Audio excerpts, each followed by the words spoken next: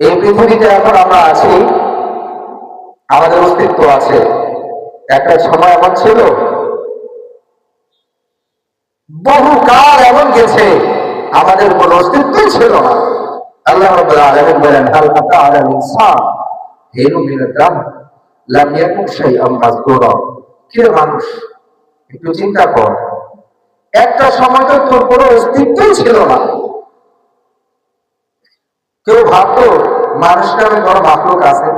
বিশাল একটা স্বাধীনার দাম, অনেক লম্বা চূড়া একটা সময় আমাদের কোন অস্তিত্ব ছিল না। কোথায় ছিলাম আমরা কেউই বলতে পারবো না।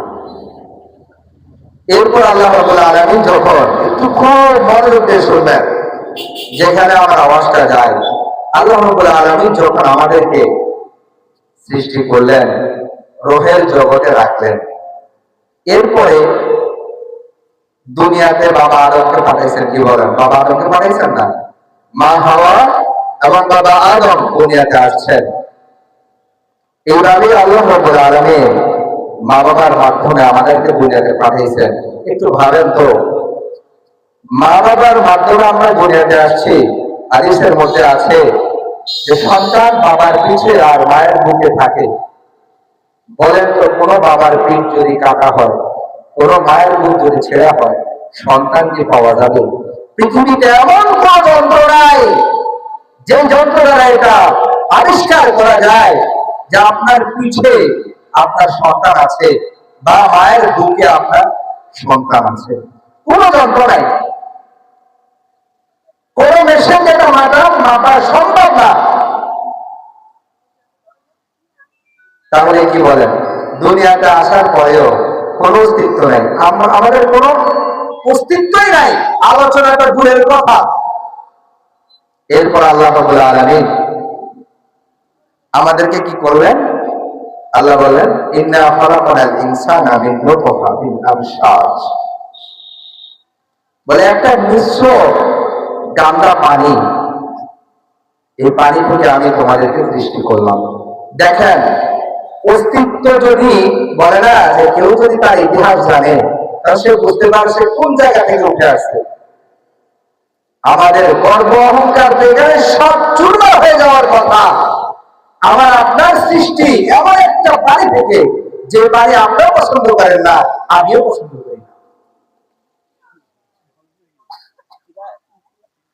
এমন নিকৃষ্ট জিনিস থেকে আমাদের পয়দা। একটু ভাবেন, অহংকার করবেন কোন জায়গা থেকে? আরে স্বর্ণ দিয়ে বানাইলে না, স্বর্ণ একটা দামি জিনিস, কি বলেন?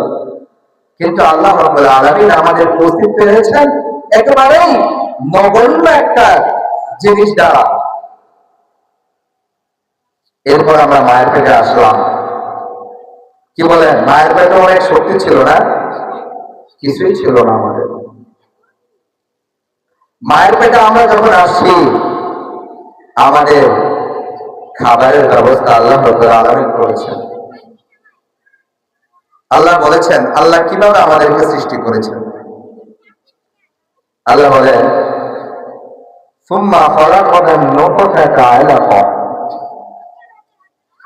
যে পানিকে আমি একটি রক্তপিণ্ডে রূপদান করি। যে পানিটা ছিল সেটা রক্তে পরিণত হয়। রক্ত কি আমাদের খুব পছন্দনীয় জিনিস, বলেন তো?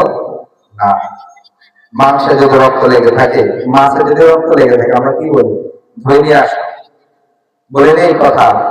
অস্তিত্বের দিকে আগে লক্ষ্য করবেন, তাহলে হৃদয়টা ভেঙে গুঁড়ো গুঁড়ো হয়ে যাবে। আল্লাহ রাব্বুল আলামিন আমাদেরকে কোন জায়গা থেকে সৃষ্টি করেছেন, সম্মান দিয়েছেন আশরাফুল মাখলুকাত হিসাবে। কিন্তু আমরা অস্তিত্ব আসার পরে, শক্তিমান আসার পরে করছি নাকি?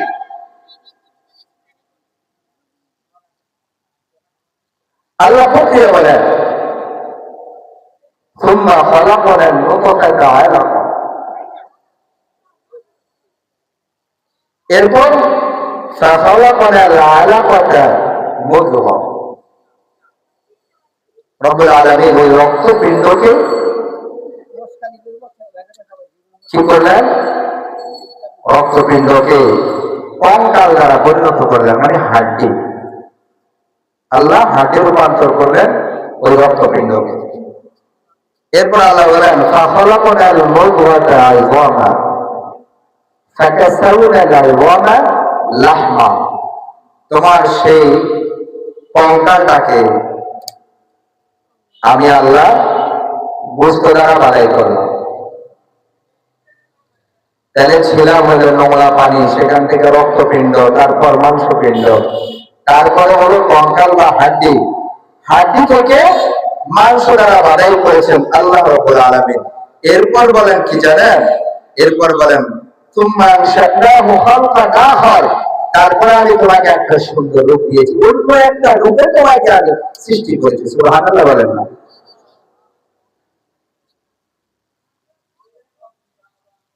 এরপর আল্লাহ বলেন না বেকালি, তোমার যে আমরা বানাইলাম কি লেগে বানাইছি,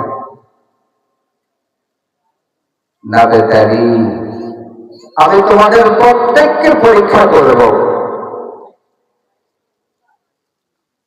ফাজআলনাহু সামিআন বাসীরা, আর এই জন্য আমি তোমাদেরকে দেখার শক্তি দিয়েছি এবং শ্রবণের শক্তি দিয়েছি। তাহলে আল্লাহ রাব্বুল আলামিন আমাদেরকে সৃষ্টি করলেন দাঁতে দাঁতে, তারপরে দেখার শক্তি দিলেন, তারপরে শ্রবণ শক্তি দিলেন। আরেক জায়গায় আল্লাহ বলছেন তোমাদেরকে আমি কলব দিয়েছি, লাহুম কুলুব, এবং বোঝার শক্তি দিয়েছি। এই গোটা সৃষ্টির যে একটা সিস্টেম, সম্পূর্ণ কিছু তোমার মধ্যে সেট করছি একটাই কারণ, সেটা হচ্ছে না বেকালি আমি তোমাকে পরীক্ষা করব। এত নিম্ন জায়গা থেকে তোমাকে সৃষ্টি করলাম, মায়ের পেটে তোমার খাবার দাবারের সমস্ত কিছু আমি আল্লাহ ব্যবস্থা করলাম। ধীরে ধীরে তোমার অস্তিত্ব আসলো, মায়ের পেটে তোমার থাকতে অসুবিধা হবে, আমি আল্লাহ দুই সাইডে দুটা পানির বারিশ দিয়া তোমাকে সেখানে বসায় রাখলাম। এরপর ফেরেশতার মাধ্যমে তোমার থাকার জায়গাটা ধীরে ধীরে আমি আল্লাহ বড় করে দিলাম। সুবহানাল্লাহ, তোমাকেও বড় করে তুলতেছি, তোমার থাকার জায়গাটাও আমি আল্লাহ বড় করে দিচ্ছি। নির্দিষ্ট একটা সময় যখন চলে আসলো, এরপর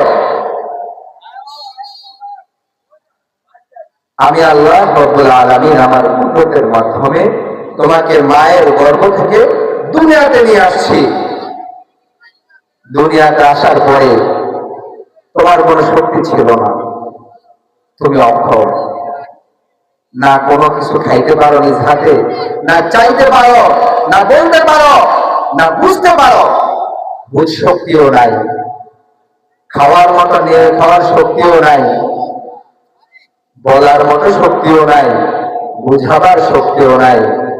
বলে আমি আল্লাহ তোমার জবানে একটা কান্না দিয়েছিলাম, দুনিয়াতে যেদিন তুমি এসেছো মায়ের পেট থেকে, এসেই কান্না করেছো, ওই কান্নাটা ছিল একটা জাদুমাখা কান্না, ওটা একটা বিশাল মায়াজাল আমি আল্লাহ তোমাকে দিয়েছি। কতটা আহসান করেছি তুমি একটু চিন্তা করো। তুমি যখন দুনিয়াতে আসার পরে কাঁদো না, সবাই পেরেশান, বাচ্চা না কাঁদলে সবাই পেরেশান না? বলে চিন্তা করে কিনা, কারণ না রাখো আমার কি, কিন্তু না, মা পেরেশান, বাবা পেরেশান, দাদি পেরেশান, ডাক্তার পেরেশান, বাচ্চা কেন কাঁদে না? আর একটু চিন্তা করো কাঁদার মধ্যে কি আছে, না কাঁদলে কেন পেরেশান, সবার হৃদয় কেন দুঃখিত হয়, সবাই কেন চিন্তিত হয়? বলে কাঁদা হচ্ছে এক মায়ার জাল, কাঁদা হচ্ছে এক মায়ার জাদু। তোমার ভাষা নাই, কথা ঠিক, জবান নাই, বুঝ নাই, বুঝাবার শক্তি নাই, কিন্তু আমি আল্লাহ কান্নার মতো একটা মায়া জাল দিয়েছি। তোমার যখন ক্ষুধা লাগবে তুমি একটু কান্না কে করে, তোমার মা সব কাজ দেখে ছুড়ে তোমার কাছে আসবে। সুবহানাল্লাহ, দেখা পাইছো কান্না করছো, মা বাবা যেই খাও করো ছুটে আসে।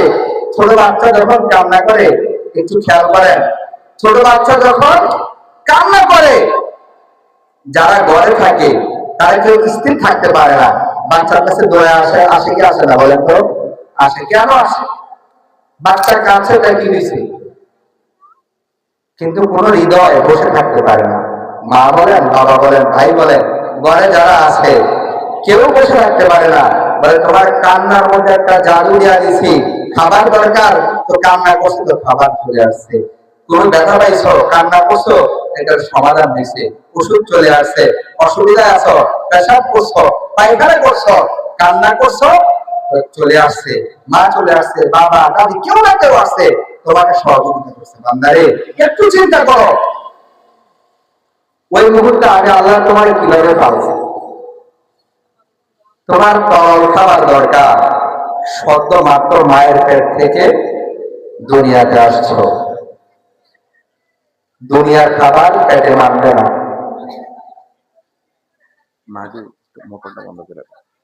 দুনিয়ার খাবার পেটে মানবে না।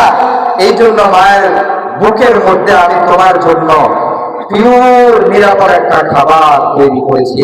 একটু চিন্তা করে দেখেন কতটা ফিল্টারিং। মা যদি ফরমালিন যুক্ত ফল খায়, দুধে কি ফরমালিন আসবে বলেন? একটু কথা বলেন, আসবে কিনা? আসবে না। মা ক্ষতিকারক খাবার খেয়েছে, কিন্তু দুধের মধ্যে তার প্রভাব নাই। এমনকি যদি অ্যালকোহল খায়, দুধের মধ্যে কি সে অ্যালকোহল আসবে বলেন? বাচ্চার যে খাবার আল্লাহ দান করছেন, আসবে না। শীতের সিজন তো খাবারকে উপযুক্ত করে দিলেন, গরমের সিজন ওই হিসাবে খাবারকে উপযুক্ত করে দিলেন। তোমার আমি এত নিরাপদে, এত সুন্দর ভাবে, তোমার যখন কিছুই ছিল না, তুমি নাসিক ছিলা, সেখান থেকে ধীরে ধীরে ধীরে ধীরে আমি তোমাকে অস্তিত্বে নিয়ে আসলাম। এ বান্দা, অস্তিত্ব আসার পরে তুমি কি করছো? এইভাবে আস্তে আস্তে বড় হলো মানুষটা। আমরা বড় হলাম, আমরা বড় নিরখ খারাপ, আমরা অতীত ভুলে গেছি যে আল্লাহ রাব্বুল আলামিন আমাদেরকে কিভাবে সৃষ্টি করে পর্যন্ত নিয়ে আসলেন, কতটা ইহসান ছিল আল্লাহ, কতটা মায়া ছিল, কতটা দয়া ছিল, কতটা ইহসান করেছেন। এটা বলে যখন আমি বড় হলাম, এবার আমি কি করছি জানেন? অস্তিত্ব আসার পরে আল্লাহর সব ইহসান ভুলে গিয়ে এবার আল্লাহর হুকুমের বর খেলা করা শুরু করছে। ভুলে গেছি আমার সেই সৃষ্টি, আমার অস্তিত্ব, আমার অবস্থা সব বলে এখন আমার শরীর শক্তি, আমি এখন যুবক হয়েছি, আজান হচ্ছে মসজিদে, কিন্তু আমার নামাজের খবর নাই। সকাল থেকে সন্ধ্যা পর্যন্ত আল্লাহর প্রত্যেকটা নিয়ামত ভক্ষণ করার পরে আল্লাহর ইবাদতের খবর নাই। আল্লাহ বলছেন আকিমুস সালাহ, নামাজ কায়েম করো, নামাজে আমার আমি নাই। আল্লাহ বলছেন আকিমুদ্দিন, দিন কায়েম করো, দিন কায়েমে আমি নাই। আল্লাহ বলছে রোজা রাখো, আমি নাই। আল্লাহ বলছে ওয়ালা তাকরাবুজ জিনা, তোমরা জিনার কাছে ধারে যাও না, জিনা অজস্রভাবে আমি করছি। আল্লাহ বলছে ওয়ালা তাকরাবুল ফাহিশা, তোমরা অশ্লীল কাজের কাছে যাও না, অশ্লীল জিনিস দেখিও না। কিন্তু আল্লাহর দেওয়া সেই চোখে অশ্লীল জিনিস দেখতেছি এবং প্রেম ও পারদিয়ার মধ্যে অল টাইম লিপ্ত। তাহলে আমার নাচিস থেকে আল্লাহ এই পর্যন্ত আনার পরে এই ফলাফল দিয়ে আমরা আল্লাহকে দিব কি বলেন? আল্লাহ যা বলে জ্বালাইবেন, আল্লাহর হক আছে, আল্লাহকে শাস্তি দিবেন, আল্লাহর হক আছে। এইভাবে অস্তিত্ব আনার পরে আমরা ভুলে গেলাম সবকিছু। আমার এখন শক্তি, আমি এখন যুবক। আরে ভাই, আমার এই জন, আমার এই যুবকই, এটা তো আল্লাহ রেখেছেন। কি বলেন? কত যুবক সকালবেলায় চুল টুল কেটে শেভ করে সুন্দর করে আতর সোন ব্যবহার করে, সেন্ট ব্যবহার করে, প্যান্ট শার্ট পরে সুন্দর একটা বাইক নিয়ে কাজে বের হয়েছে।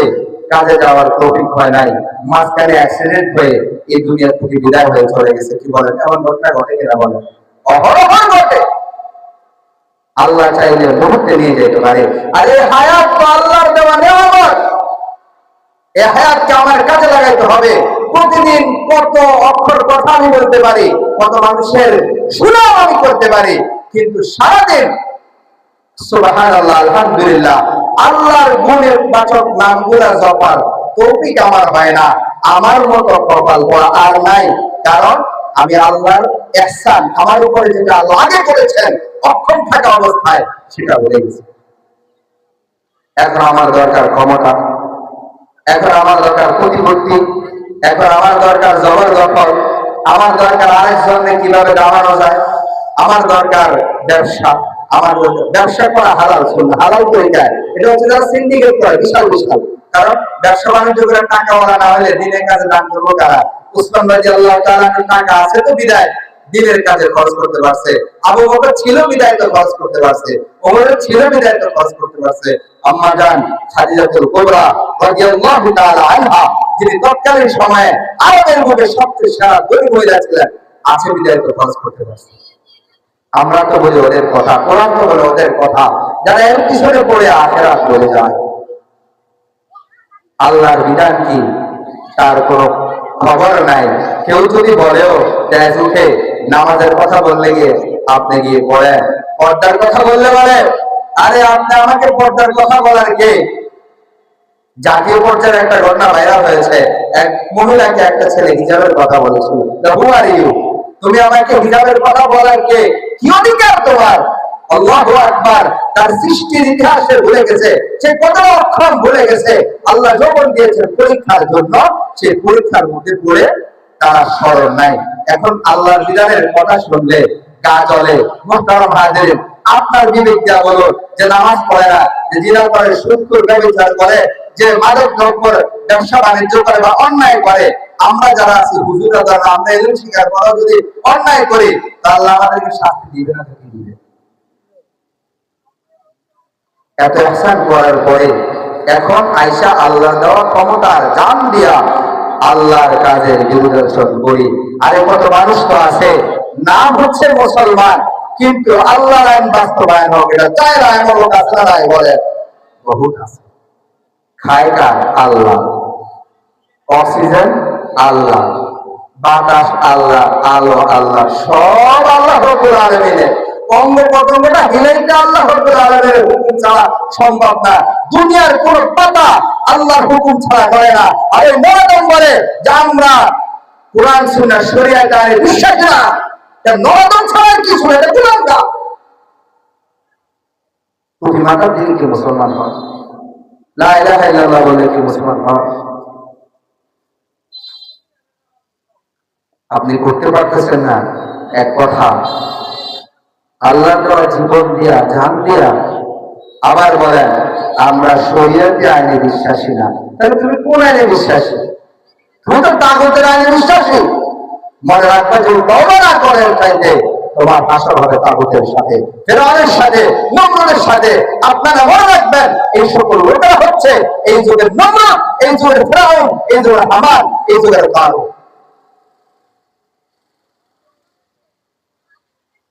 বড় আশ্চর্য।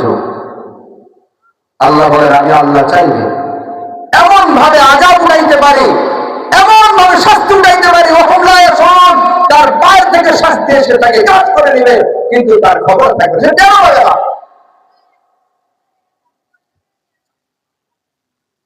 কারণের মতো সম্পদওয়ালা পৃথিবীতে আর একটা আসবে না।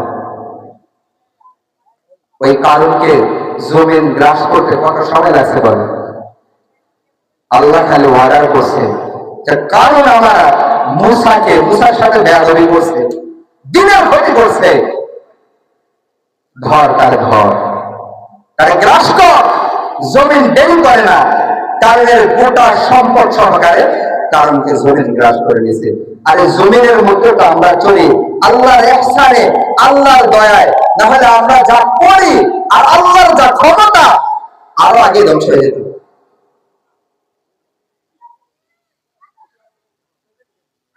আমাদের তো কিঞ্চিত ক্ষমতা, তারপর আমার বিপক্ষে যে থাকে সে আর ঘরে থাকতে পারে না। কি বলেন? পারে? পারে। আর যে আল্লাহ সারা জগৎ তৈরি করেছেন, সারা দুনিয়া তৈরি করেছেন, আল্লাহ বলছেন আল্লাহ সমস্ত কিছু ধ্বংস করার জন্য, মানে আল্লাহর একটা শব্দই যথেষ্ট, আল্লাহর ইচ্ছাই যথেষ্ট, মুহূর্তে সব ধ্বংস হয়ে যাবে।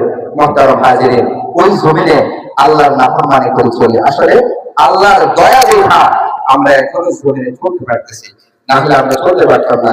যাই হোক মুহতারাম হাজিরিন, আমার বলার উদ্দেশ্য ছিল যে আমরা অস্তিত্ব ছিলাম না, আল্লাহ রাব্বুল আলামিন আমাদের অস্তিত্ব এনেছে।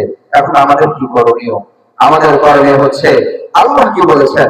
আল্লাহ বলছেন কুল্লু নাফসিন যায়িকাতুল মাউত, প্রত্যেক প্রাণী তার মৃত্যুবরণ করতে হবে। মনে রাখবেন মুহতারাম হাজিরিন, আল্লাহ বলছেন ইদা জাআ আজালুহুম লা ইস্তাখিরুন সাআতাও ওয়া লা ইস্তাকদিমুন। আমি প্রত্যেকটা মানুষকে দুনিয়াতে পাঠাইছি, তবে তার পিঠে আমি এক্সপায়ার ডেট দিয়ে দিছি, তার পিছনে আমি মেয়াদ উত্তীর্ণ ডেট লাগাইছি, মানে কয় তারিখে তার মেয়াদ শেষ। অতএব লাফালাফি যা করি আর না করি, জন্মে যখন হয়েছে এরপর থেকে প্রতিদিন মেয়াদ যাচ্ছে, একদিন কমতেছে তো একদিন মেয়াদ শেষ, একদিন কমে একদিন মেয়াদ শেষ হইতে হইতে মেয়াদ শেষে যখন আখেরি ডেট আসবে, ইলা যা আজালুহুম, ওই দিন আজরাইল আমার আপনার সামনে দাঁড়ায় যাবে, আর সুযোগ থাকবে না।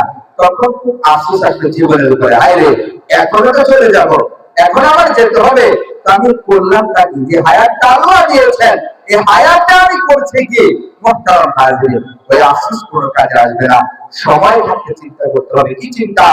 আল্লাহ বলছেন কুল্লু নাফসিন যায়কাতুল মাউত ওয়া ইন্নামা তুওয়াফফাউনা উজুরাকুম ইয়াওমাল কিয়ামাহ। শুনে রাখো ইনসান, শুনে রাখো মানুষ, আমি তোমাদেরকে সৃষ্টি করেছি পরীক্ষার জন্য, আর ফলাফল প্রত্যেকের পাওনা কিয়ামতের ময়দানে আমি বুঝিয়ে দেব। প্রত্যেকের পাওনা, তুমি ভালো করছো তো ভালো, খারাপ করছো তো খারাপ। তোমার যে ফাইল আছে ওই ফাইলটা আমি খুলবো, খোলার পরে তুমি দেখতে পারবা একেবারে ছোট থেকে ছোট, বড় থেকে বড় অপরাধ কিংবা নেয় সব কিছুর মধ্যে মজুদ আছে, এবং আমি প্রত্যেককে তার প্রতিদান দিয়ে দিব। মুহতারাম হাজিরিন, প্রতিদান কি? আল্লাহ বলে বড় দেখিলেন জান্নাতা ফাকাদ ফাজ ওয়া মাল হায়াতুদ দুনিয়া ইল্লা মাতাউল গুরুর। আরে ভাই, সফলতা হচ্ছে